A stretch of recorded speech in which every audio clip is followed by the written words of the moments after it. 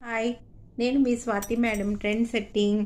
ఇదిగోండి, వరలక్ష్మి వ్రతానికి చక్కగా సింపుల్గా బొమ్మని తయారు చేసే విధానాన్ని ఇప్పుడు చూసేద్దాము.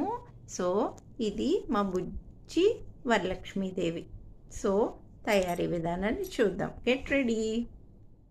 హాయ్, నేను మీ స్వాతి మేడం. Trend setting.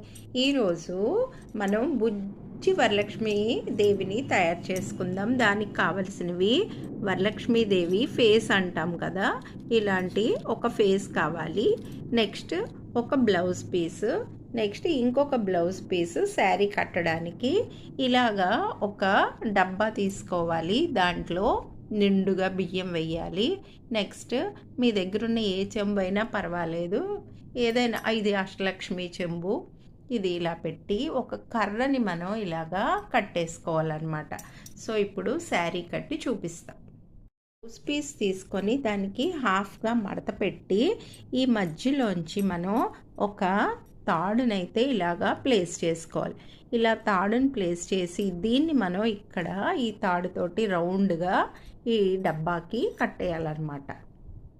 ఈ బ్లౌజ్ పీస్ని దీనికి వేసి కట్టేశాను. నెక్స్ట్ ఇలా వీ షేప్లో మనం ఇంకొక బ్లౌజ్ పీస్ని ప్లేస్ చేసి దీనికి టైట్గా ఒక నగని పెట్టి కట్టేయాలన్నమాట బ్యాగ్కి. సో ఇలాగా బియ్యం పొయ్యాలి.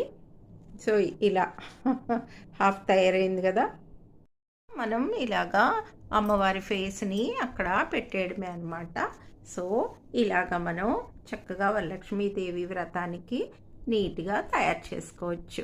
రూప్ ఏదైనా ఉంటే మనం రూపును కూడా ఇలాగా ప్లేస్ చేసుకోవచ్చు, అంతే. అనుకోండి, ఇలాగా మనం వరలక్ష్మి అమ్మవారిని డెకరేట్ చేసుకోవచ్చు.